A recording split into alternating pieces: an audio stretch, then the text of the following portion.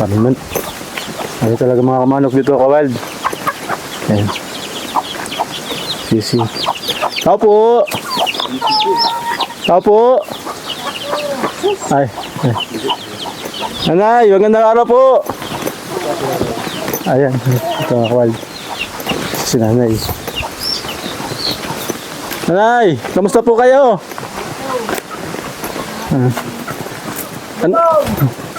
Ano pong ginagawa nyo, nanay? Ano, ibig sabihin po ito, nagpapagawa po kayo ng bagong bahay? Oo, Bahay po ito, nanay. bahay ng baboy. Bahay ng baboy. Nasaan na po yung baboy nyo? Yan, katali. Nakatali po. Yung dati nakatali doon. Mga kawal, yung lola ni Angeli. Ito po pala yung bahay ng baboy. Ayan, anahaw. Nahaw. Yung kabila yero, yung kabila anahaw. Ba't anahaw po yung kabila, nanay? Ay gawa ng mainit sa baboy. Kaya Oh. kabak ay yero. Yero. Gawa ng pag-ulan, may pasahod akong tubig. Dyan, opo. Ano naman po ang sa kabila? Ay ang aking palalagyan ng flooring yan, higaan ng inahin. Dito po yung nahin, dito po yung mga biik. Ayun. Ayos po nanay Kulang, Kaya lang parang hindi natapos. ay kulang ang anahaw. Kulang. Ay, mayroon pa Sino po ang nangunguha ng anahaw? Binibili niyo po Hindi ako nangunguha. Ay, kayo po. Nasaan na po yung gumagawa? O kayo po ang gumagawa? Lumusong na, nagawa. Oo. Hindi ko po kayo ang gumagawa niyan. Hindi. Inuupan niyo po. Pero wala na pong anahaw. Wala na, mangunguha pa. Mangunguha. Ayun. Nasaan po pala si Angeline, nanay? Angeline. Yan, nangangamuti. Nangangamuti. Ayun. Bagay, may kamutihan nga. May sabihin, may laman na po yung kamuti nyo dyan. Ay, meron na din. Ay, Yung huling punta namin dito, katatanim lang yan. kantan niya. Oo. Ibig sabihin po, nanay, pinapagawa nyo ito, anahaw yung plano nyo, kaya lang kinapos na. Kinapos na ang bumbu. Kayo po ba, sabi mo kanina, kayo po yung nangunguha. Nangunguha pa kayo. Nangunguha. Ay, Bagay, ayan lang mga kawal yung anahaw, mababa lang. Ganito lang po, baka mababa yung anahaw nyo rito, matataas. ay, marataas. Yan nga na yung kinawit ko yung kanina. Sa Oo. yan. May kaso mapuro yung aking kawit. Ayun. So ito yung pangawit niya po. Yan. Yung Aking kawit. Ibig sabihin po, ganito lang pinakamataas ang abot nito. Ayun. Kawit mga kabaldo. Tapos yan yung anahaw. Gaya ganyan. Sampulan natin. Ganito, nanay. Mapurol. Ay, sintik pa naman. Magandang talim. Parang hindi ganun ang paghila yan. Hindi ganon? Ganon. Naputol nga. Kahit pa paano huwagin. Kahit pa paano. Basta maputol. Si Angeline po yung nangangamuti. Pang Merinda. merienda. Kayo po ba kumain na? Kumain na. Pang merienda na yun. Sige. Saan po siya nangangamuti? Hindi mo sa akin ko ha. Kaingin. Dito. Dito lang po sa taas. Sige mga kawal. Hindi natin makawal si Angeline. Siya po ba pumasok ngayon? Si Angeline. Nagpasok ko ngayong umaga. Ngayong maga. Ngayong hapon din na muna. Buti na tsimpuan natin mga kawal. Kasi meron tayong sadya talaga sa kanya. Dami niyang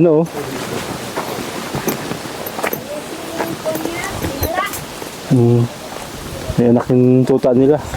Aso. Yan ang kabuhayan nila dito mga kawal. Mga hayop, baboy, tas na taniman. Yan. Si Angeline madalas narito sa taniman nila. Yan natin tawagin. Sorputsahin natin.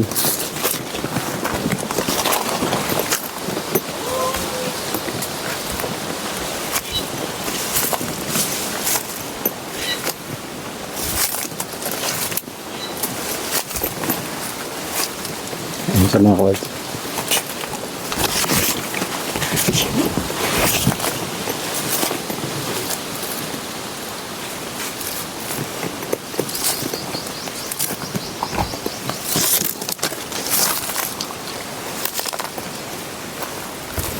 Uy!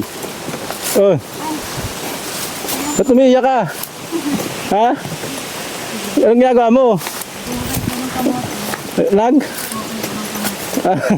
Umiiyak ka yata? Ano? So yan. Ayan, bumalik kami dito kasi may sadya kami para sa iyo. Ayan. Kayo pala yung naggagawa nung kulungan ng baboy. Opo. Ni lola mo. Ayun. Nagukay ka daw ng kamuti. Pero ba't parang nakita ko yun na umiiyak ka?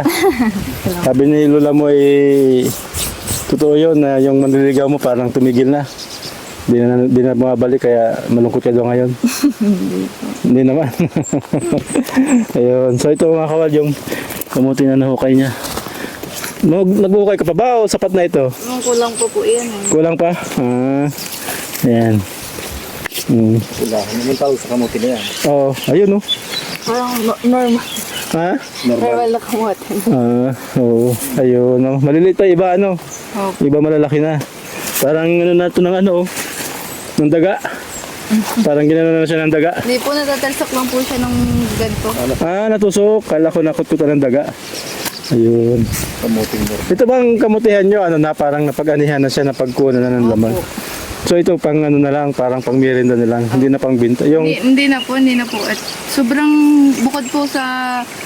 okay lang. Okay. Okay. Ayan.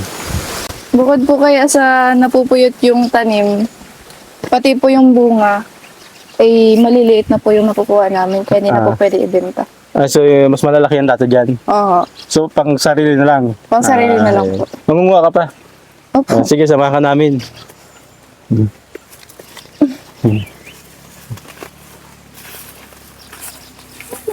Dito ba sa inyo walang daga? Meron din naman Meron po, din? pero siguro po kinukuha niyo pag ano na. Pag may unggoy din dito. Wala po. Wala. Wala na po ang unggoy ngayon Walang unggoy. Kasi ang alam ko, rin yan, doon sa kabila, sa Kalawag, yung sabi nung nagtatanim, yung kamutihan daw nila, inunahan sila ng unggoy. Unggoy po. Oo. Dito wala. Wala po. Oo. Ano na po, hinahunting po kayo ang unggoy dito. Kaya oo. siguro wala So, na. hindi sila dumadami dito. Oo. Ito po kayo nakuhaan na talaga, kaya Ayan. said na lang po talaga. Kumbaga yung tira-tira na lang, naiwanan, yun na lang kinukuha Opo. niyo. Saan ba? Inano na siya ng daga.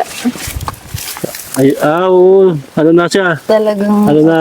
Oo. paglabas na po Chill na kayo. lang. Oo. Oo. Pag nakalabas na yung Laban, wala na po yan. ibig sabihin, dinadaga din pala. Talaga. Dinadaga din po siya. Hindi naman po maiwasan at Oo. gubat baga po. Oo nga. Hindi po. Wala, nakikita niyo po yung papaya namin halos putol-putol. Oo nga. po. Ano nangyari? Dati yan? Marami saka mabunga. Ano na po ay gawa po baga ng bagyo. Bagyo, Halos namatay siya. naubos po talaga yung papaya namin. Oo. Edi- Ubus-ubusan na. Yan pa man din yung pinapang nyo. Pinapang bahog, ano? Opo. Ito po may kamote ba? Ayun. Ayun, malaki Hindi yung malalalim pala, hindi siya basta-basta madadaga.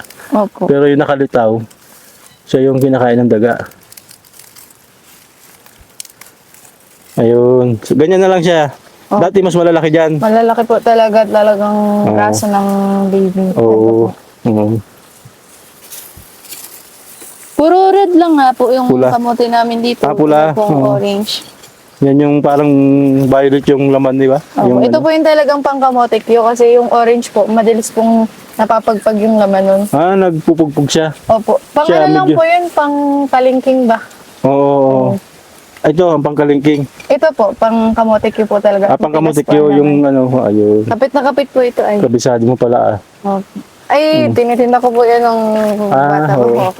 Sabi sabihin, minsan binibenta nyo yung kamote, buo-buo, per kilo. Oo, Tapos maganda. minsan ginagawa nyo parang kakanin, kamutikyo, kalingking. Malaki. Ay, putol nga. Sayang. Mahaba. Malalim po kayo yung lupa. Kaya, At saka matigas na yung lupa.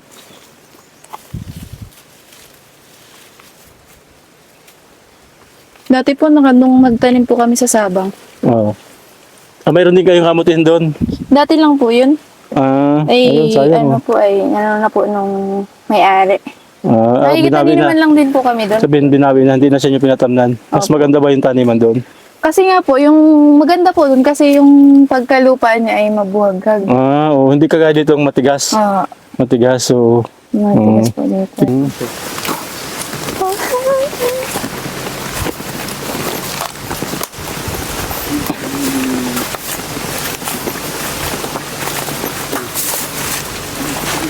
Ito ba, anong tawag nito? Ito, anong tawag nito sa inyo ito? Kadyos po. Kadyos? Opo. Paano to? Pinagulay siyang parang sitaw o... Hindi po. Himay nyo po maya, tapos papakuluan nyo ng isa. Tapos saka nyo po lalagyan ng luya. Ang kalimitan po kasing luto lang niya, minulang lang. Bulang lang, ginataan. yung parang tinutubigan. Tapos, Opo. ayun. Tapos lalagyan nyo lang po ng Ricardo. Kasi... Ano po yan? May po yung himayin kasi nga. isa-isa. Para siyang munggo, sabihin, kukunin Opo. mo yung laman. Ang ganun talaga. Hira siya, ngayon. Dito lang ako nakakita nito. Sa tuwing tag-araw ayun. po yan nagbibino. Hindi pa ito. Hindi pa po masyado yan kasi So, mura kailangan pa siya po. mas tigas pa dito. Opo. Ito, hindi pa ito. Inaani. Aming tanim dito, may pagulong. Yung mga pa... pala na yun. Pagulong. Sigarilyas po. Sigarilyas. Sigarilyas ang tawag doon. Sa amin, pagulong. Ganun din po ang tawag dito ay... Pagulong o kaya sigarilyas. Mas kilala po kaya dito ang sigarilyas. Sigarilyas. Ayun. Para sa pagulong.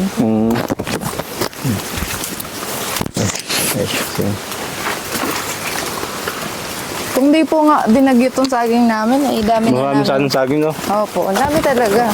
Kaya so lahat po, kaya ng part ng Buenavista talagang Oo. yoko ang saging. Mga anak daw pala sa amin nanay mo yung Babay po namin. baboy nyo, oo. Ay, Kaya- ano po, sa April pa po Sa yun. April, ginagawa nyo na siya ng kulungan. Oho. Ay, delikado ko kaya pag kulong. Ma!